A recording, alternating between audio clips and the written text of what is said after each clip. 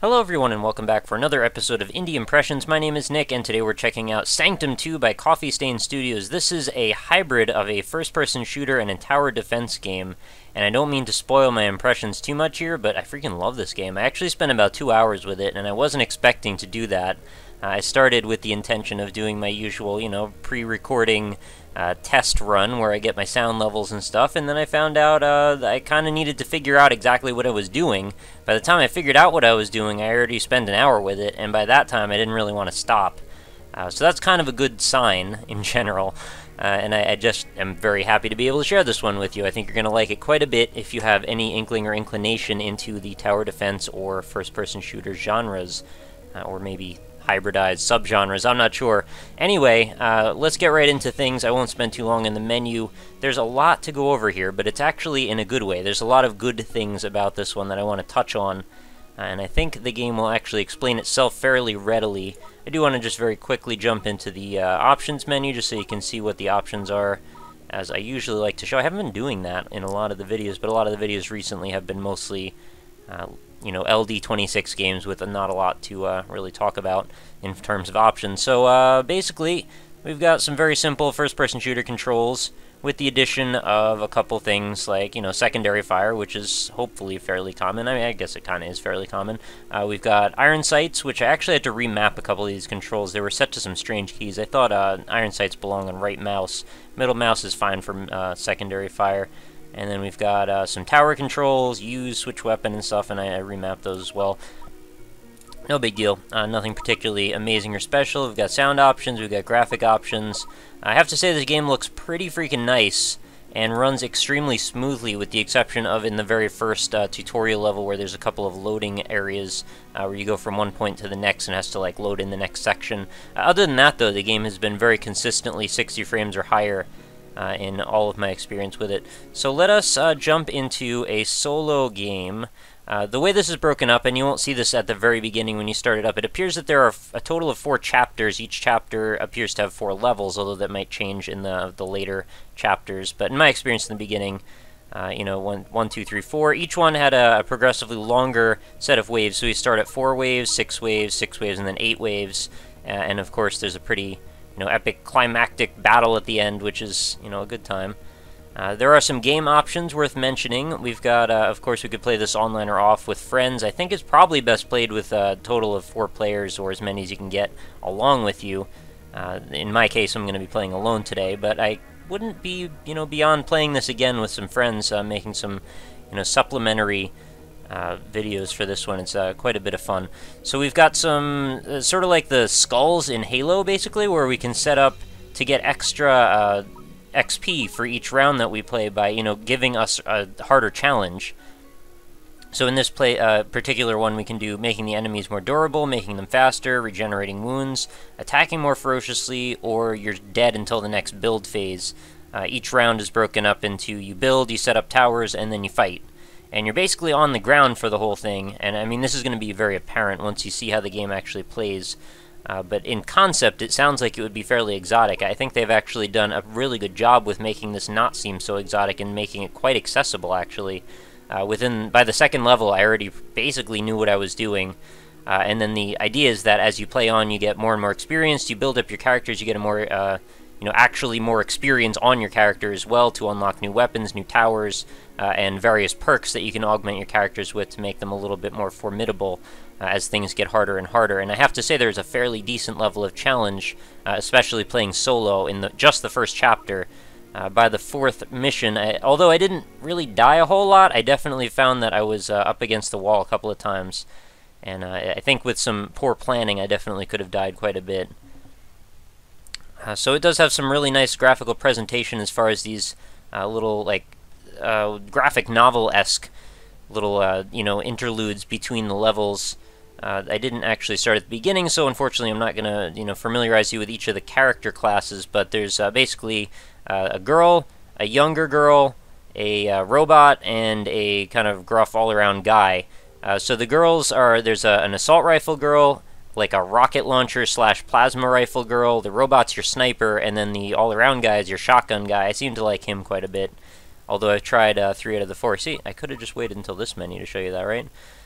So I actually didn't really like Sweet Autumn very much. She doesn't seem to be particularly fast, and her weapon, although it looks quite powerful, it doesn't seem to do a whole lot, at least in my experience. Although it probably could use a little bit of powering up. She's got a pretty basic, like, assault rifle setup. She can double jump, which is kind of a nice thing to have, I suppose, except there's not a lot of verticality in the levels that I've experienced so far, so maybe that'll change later on.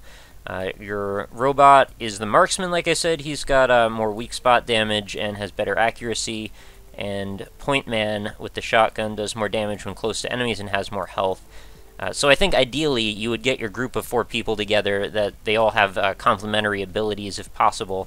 I'm not sure if you can play as the same person with multiple people, but it seems like a good thing to have in case you can. So it looks like I am now in a position where I can actually take 3 towers. I started, I believe, with just 1 tower slot. As I leveled, I'm now, you can see over here, level 5. And the levels unlock perks, new weapons, and different towers. As you saw in here, there's actually quite a few towers that I haven't accessed yet. I'm looking forward to seeing what they all do. I just unlocked this AR Mine Dispenser. I haven't actually tried it yet. Apparently it's a good all-around tower. I'm not going to argue with it. It probably is. But at the moment, I'm not going to mess around with learning a new tower while I try and explain how the game works. And also there's, as you'll see, quite a few weapons here to unlock. We're going to take a battle rifle with us instead of this primary voltaic hand cannon that can penetrate enemies. This is a useful thing to have, and I've used it in a couple instances, but I want to see what's up with this high-velocity explosive round and timed bomb. Sounds like a cool thing, and I like the shotgun on this guy. It's actually quite nice. So what do we have for perks? We can pick hollow point rounds, which is what I've been using. Deals 100% of weapon damage as bonus damage. Add lightning bounce to your shot, and I assume we're going to unlock more perks as we go on as well. We can heal the core for 12.5% of its max health after each wave. That only really matters if you end up having a lot of trouble. But maybe if you have a bunch of people, everyone gets to pick their own perks. You might want to pick complementary perks as well to help the whole team. And Unstable Core, which deals 750 damage to any enemy hitting the core, which is probably quite useful to have. But in this case, I think I probably have it under control with just the hollow point. I like this sort of passive approach to that. But it is nice to know as you progress, there are a lot of things to see and unlock and experience. And we are now in the game. There is no pausing. We need to start getting into things. So these are our resources. We get a set of those each round between each fight. They are made up of bases, which are these little chunks that I can lay around to put down towers on top of, and then actual resources which we can spend on the towers. So you'll notice on the map in the upper left corner there is a spawn point, which is that, denoted by that orange triangle. What I need to do here is essentially create channels as tightly as possible that will funnel this little wisp that you'll see as tightly as I can around whatever turns I can. The reason I want to do that is I want to be able to basically direct where the enemies are going to go as they want to approach my core, which is this thing over here where I started and got those resources at. And the enemy's goal is basically just to beat up my core as well as they can. My goal, obviously, is to shoot them all to death. And I think I'm okay at doing that. So we're going to put a little lightning one right here. That uses up half of my resources already, and I'm going to also put a machine gunner here. Between rounds, I can also spend resources on upgrading towers. In this case, I don't have nearly enough to do that, but I'm just going to put 10 points in there so you can see what it looks like. Right now, we're only dealing with one spawn point. As things get a little bit more frenzied, we're going to introduce a second one over here and yet a third one over on that end. There is also a timer, so if I take too long to do this, I will eventually trigger the enemies to all start spawning. You'll see there's that crazy list of commands. I believe that's just a bug. What that's trying to say is middle mouse. Because I have mapped that as middle mouse, I guess for whatever reason that is how that shows up on the thing. So yeah, sorry about that. It's kind of ugly and weird, but don't make much of it. Anyway, so let's start a round, and we'll see how this goes. I'm fairly confident we won't have too much trouble. We've got these guys on our side over here. They're going to be, helping us shoot down enemies. And at the beginning, nothing's really all that scary. But once we have to start to deal with multiple at the same time, then we'll get into slightly more difficult things. The enemy designs in this are a little bit, I don't want to say generic, but they're also not super crazy, like, exotic either. Although, I think they get the job done. They definitely are imposing enough. And they give a good feeling to what the whole graphical aesthetic of this game is about. And I quite like it, actually. I mean, in general, I feel like this is a nice hybrid of something like maybe Bulletstorm and a little bit of Borderlands. it's got this interesting mix of like graphical novel presentation with like super futuristic, you know, dystopian, serene city feeling. I'm not sure. Maybe Mirror's Edge is also in there a little bit. It's quite, you know, pretty to look at in general. I find the longer these viewpoints get, the prettier it is, and there's actually quite a lot of different, you know, scenic locales that we visited already in just the first 4 levels.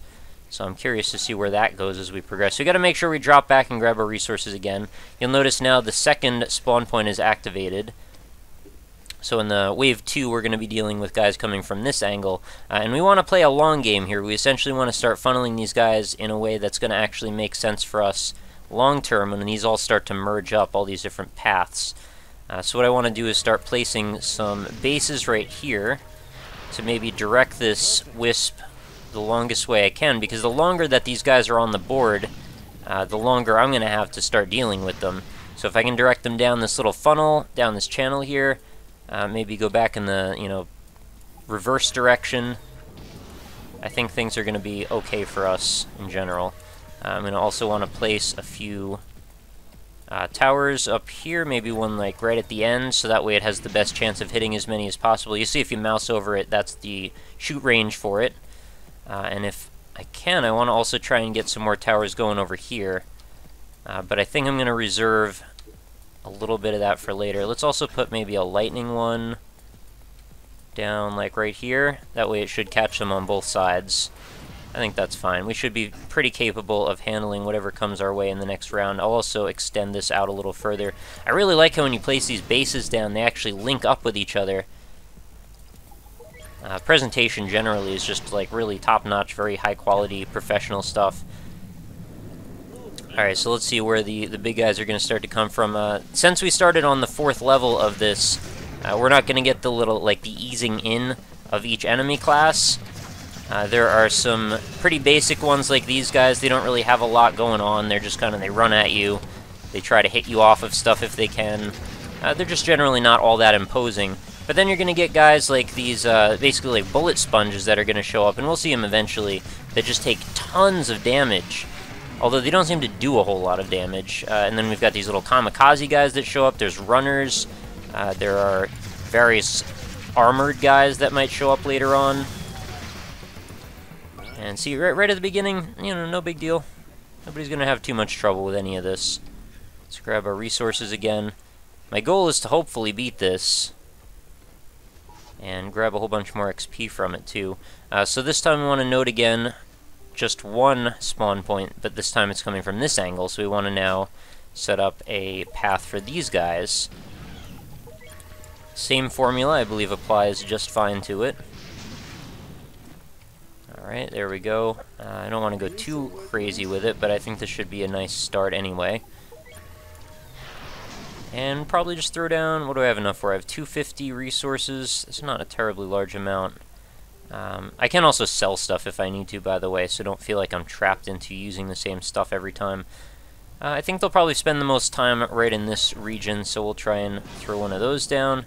And I have enough to throw one more right here. There is also a hard cap of 10 towers, as you'll see, or turrets, I should say, which you can see on that little UI element at the bottom. My resources on the far left, that says 0, and then in the middle, those are my bases, and then on the right are the amount of towers I can have.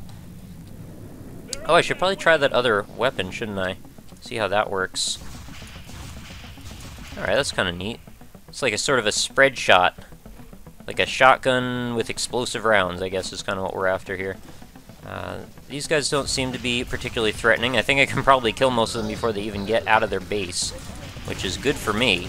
Alright, this guy's a little tougher. I'm not super worried about him, but he's at least going to pose a little bit of a challenge, maybe. Or he'll just explode. I think I'm much better outfitted from a gameplay perspective doing this the second time than I was the first time. Obviously, I mean, having gotten more experience both with my character and in the game, you know, in general, I think I'm just more equipped to handle this now. Alright, so we can see also these icons show up as showing what kind of enemies we're going to get from each spawn. This time we're going to be doing all 3 spawn points all at once, so we got to be cognizant of that. And we've got a few more resources here. We're on wave 4 of 8. What would be the most vulnerable point right now? Maybe we could throw... let's throw another one right here. That way we can keep funneling these guys close together, and then we can actually get a 2-for-1 on this point. And what can I do about this? I think that's really pretty much fine. I mean, I could just kind of collect some resources, maybe channel 100 into one of these Gatling guns. Oh, it's just shy of getting that to level 2. Oh well. We'll catch that next time anyway. And I should probably have put a few more bases in, try to funnel these guys in a different direction, because I kind of left this a bit open. But it's too late now, so you just got to roll with whatever is going on. Ideally, the towers will kill most of the stuff for you, but, you know, you don't always have that luxury, especially when things start to get pretty chaotic. You just want to keep your eyes on the upper left corner. Make sure you sort of have an idea what's going on. You know, if guys start to get through, particularly from one side over another, you want to start to kind of channel your energy in that direction. Or if a particularly difficult enemy shows up that you weren't expecting, you definitely want to start to put some of your shots in that angle. These guys are going to try and kamikaze me to death. As long as I keep moving, I should be fairly okay. It's when I stand still. You know, sleep is death, as they say. Well, even better, shoot them before they get to you. That kind of works.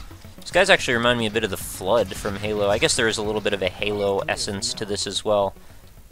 But generally completely in a good way. So far, I don't even think anything's reached our core yet, so we don't have too much to worry about.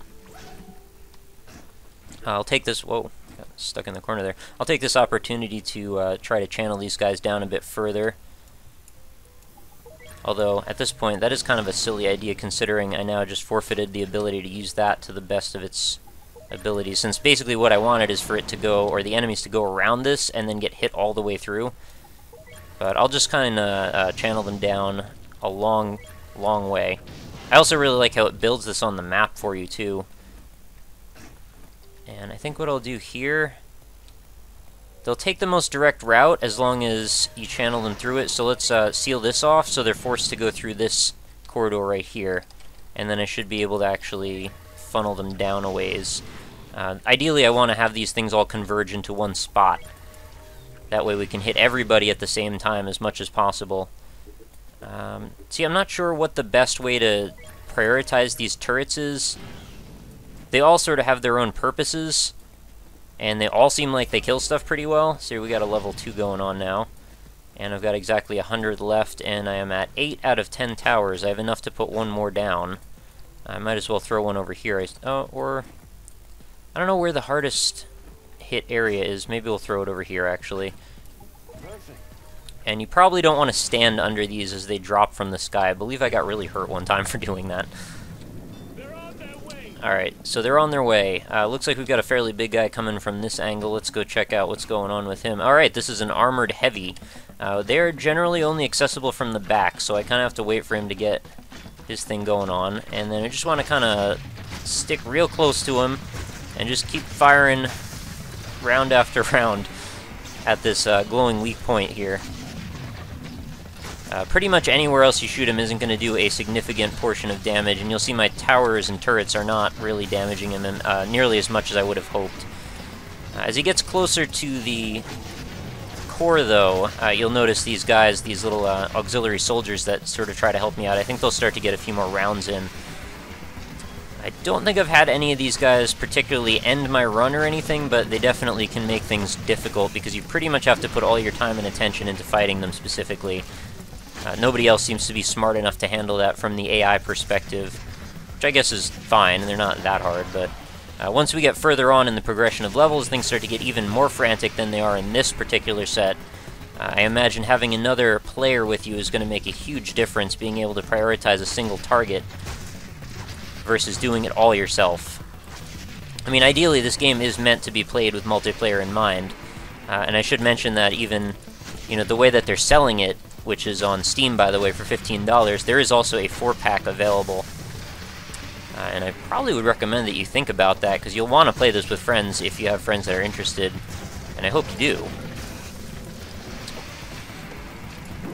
You know, it's kind of weird that I was so enthusiastic about this game, having never played the first game, but I think a lot of times quality definitely does speak for itself, and I have very few negatives going on this game, really. You know, super intuitive. Graphically, it looks lovely. It's very accessible. It's designed with multiplayer in mind. It's very replayable, considering, especially with all those augmentations, how you can try and pump up your XP each round. I should probably keep my head in the game, though, before I get too distracted. I need to keep getting these resources and continuing to build and expand upon my little maze here that I'm building. So where are we leaving off now? I think we probably need to work this side a bit more, but I think to do that we will also want to now channel all the enemies along one specific path, and we've got 10 bases to do that with, which is pretty good. Now if we can get all these guys coming down this way, I think we'll be in good shape. Now let's try and grab them from over here.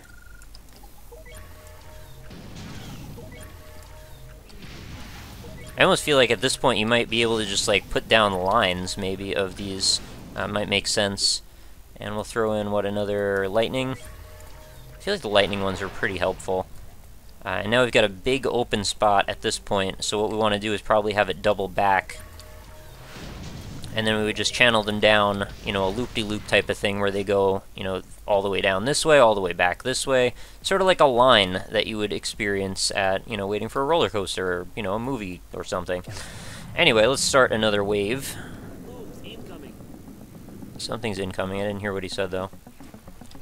Each of the characters actually do have... Oh, there he is, the Soaker. Yeah, this guy takes a ton of damage. Each of the characters have their own little personality to them. They all have pretty well done voice work from what I have experienced. And in a way, they all kind of feel a little bit different. I didn't still play as the sniper class, but I definitely think that will be something to try later on. Considering having accuracy, I think, is quite useful. Especially in the case of like those armored heavies. Being able to hit them in one specific spot and do extra damage is a real good thing. Sorry if I get a little redundant with my commentary here. I'm trying to think and move and strategize and all that good stuff. Things do get a little chaotic later on, I won't lie. The fact that you are basically running and jumping through these mazes of your own creation, of course, can definitely lend to how chaotic things can be. You're not even sure sometimes where you are in proportion to the core when things get particularly hard. At least that's been my experience. You get a little disoriented, but, you know, that's part of the game. I've got another Soaker over here. I hope they don't have super Soakers later on. That would just be ridiculous. They take enough damage as it is, and we don't need water guns on the field. I think this might be the last enemy already. This is a pretty smooth wave. Yep. I love how they break apart, too, into these crazy pulpy chunks. So these 3 points now, when the enemies reach it, they'll be able to pick any of these to go up. So it's actually up to the AI how they want to proceed. I want to try and make their life as easy as possible by picking the most direct route, or the least direct route, I should say, to make sure that they take as much damage as possible. See, I did leave myself in a kind of an awkward position here, because this channel right here, they can actually go over a tile and avoid taking fire if they know what they're doing, which, I mean, they don't usually, but... I don't want to leave too much up to chance if possible. Continue building down this way. And that will leave us open for another turret. See, the thing is now I've used up most of my turrets. Where is a good one that I want to just get rid of? Are there even any? I'm not sure. I wish I could get a few more turrets on the playfield. I think that would actually help quite a bit. Well, I guess I could just leave the center rather open. I mean, this is a totally different strategy from what I did the first time, which is basically filled everything up and just had turrets galore. Feels like I had more than 10 before, although I know that's not true.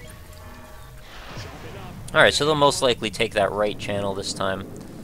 So where is the big guy coming from? We've got one of these guys. These are, you know, not too hard, but they're definitely one of the heavier ones. Make sure I reload between shots. We've got a Soaker over here. He's going to take a whole bunch of damage, hopefully, from this lightning. Just get a bunch of really direct, like, super head-on shots, point blank if possible. And that will maximize my chance. I know I do have a charge-up shot. I just tend not to use it because it seems to feel to take just too long. Okay, so here we go. We've got another armored I gotta watch out for kamikaze guys at this point too, because once we start getting those mixed together, I'm gonna be standing still a little bit too long, so I gotta make sure I don't get hit with that. It can take you out pretty fast. I also want to be cognizant of where this guy is headed in terms of his walking patterns, because as soon as he starts to rotate, I'm going to start missing my shots, which is actually a good reason why having fairly straight ahead channels is quite helpful to me. You know, the longer he's going to be walking in a straight path, the easier it is for me to get those hits in, and apparently there's a second one right behind it. That's pretty sweet. They don't tend to want to walk backward, which is good. So that one that I just jumped backward in the maze to get around, he's not really going to pose much of a threat to me. This guy, though, I want to make sure he goes down real fast. There we go. And these guys are going to get on my case. I'm going to just ignore them, though, and hope for the best, and just keep nailing this one. Definitely does get a little tedious just following behind this giant enemy, but, you know, what are you going to do? You remind me a little bit of, like, what is it, the Scarabs from Halo. A second Halo reference, I know. And this guy actually got to the core. Well, alright. Not a big deal. He didn't actually hurt it that much. We've lost, what, 550 damage out of it in total. We can sustain that without worrying a whole lot. So this is actually wave 8 of 8 already. This is going to be our last wave, and things went pretty smoothly, I have to say. What we need to do at this point, though, is just finish off our little strategy of getting these as filled up as possible, making our little bunker type situation, and force these guys down a path. I'm not going to belabor this though anymore. Let's just go for it, see what we can do. Final wave, and we've got a little surprise. Maybe not at first though. Alright, let's do our normal thing. Ah, there he is. The boss has arrived. Alright, we want to shift all of our efforts directly on him because he has a real problematic move in that he can actually knock down my walls. That's basically the worst thing that can happen. Those walls mean a whole lot to me as a game player right now, as you know, coordinating the strategy I'm trying to, and he can also hit me and kill me very quickly, as you would imagine. So he's making it easier for everything to get... Oh, okay, I got kamikaze to death. That's gonna happen. No big deal. I still have just 5 seconds, and I'll be right back in the action. The longer I wait, though, the more of my walls he's going to destroy. So I do not want to dilly-dally. Let's head back on over and start filling him full of more shotgun blasts if possible. And also, when this shotgun runs out of ammo, I think before I reload, I'm just going to switch over to my other weapon and just continue to fire on him. Get as much damage in as possible. The turrets are going to help me a little bit, but not nearly as much as I would have hoped, because he can take him out pretty quickly. Although, I think we're turning a corner here. We're probably about to finish him off. Switch weapon. It almost seems like my character reloads his weapons while they're not in use, which is actually really helpful if that... Oh, that is the case. So that rewards you for switching back and forth. I just realized that. And we've killed the boss. I suppose there are still a couple more enemies left, though. Oh, we got this stupid screamer guy over here who's just going to belch poison balls at my core. He is super dead, though, and that will be game. So that, folks, is how you play a round of Sanctum 2. That was the last level of the first chapter, and we've just gotten a crap ton of experience for it. See if that unlocks anything. We've unlocked the ACP, a new type of tower. We've got a marksman perk, I believe, which increases weak spot damage by 40%. That's actually real good. And hipfire increases weapon damage by 30%, disables weak spot hits. Oh, okay, so that's a bit of a trade-off. And then we've got our stats, break down exactly how everything goes. Pretty typical. I mean, it's fairly what you'd expect as far as this kind of thing. You always want a post-game wrap-up. And that is it. So it shows unlocking the second chapter again, even though I did that already. I guess that's kind of a bug. But whatevs. So then we've got 4 more levels to play there. I'm not going to do it in the video, but I will leave it for you guys. So Sanctum 2, highly recommended. I think you guys should definitely check it out. The purchase link is going to be right in the description for this video. Give it a look. Maybe, I don't know if there's going to be a demo, but hopefully you got everything you needed to see from it from this video. And I'm pretty excited to keep playing this. I definitely look forward to spending some more time with it. I want to get some friends in and play together. Like I said earlier, maybe make some more videos. I could even see potentially Let's Playing this. Don't quote me on that, I might change my mind, but I like it enough that I think I would definitely want to put that amount of time into it, which is saying something. This is not the type of thing I would have expected to get this into, and it pulled me in just, a couple of sessions, and barely even 20 minutes I was already into it. So, take that for what it is. I give it the glowing thumbs up.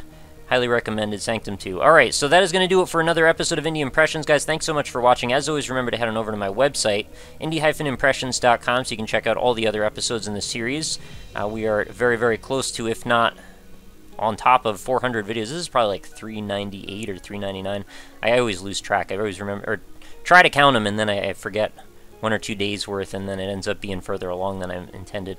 But yeah, indie-impressions.com for all the other episodes in the series. They're neatly sorted, categorized, and can be browsed by Steam games, free games, different genres. If you have a particular developer you're fond of, feel free to type them in the search box.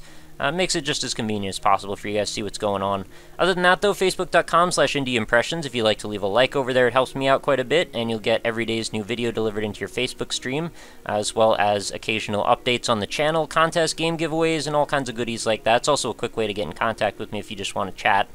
Other than that, though, I have a contact form on indie-impressions.com, so if you're an indie dev and you want to possibly talk to me about the chance of me covering your game on the channel, that is one way to start that conversation. I also have a Twitter handle, which is @RockLeeSmile, and feel free to just say hey for pretty much any reason. If you just want to, chat, have a comment, question, concern, whatever is going on in your mind, let me know. I'm happy to hear from anybody.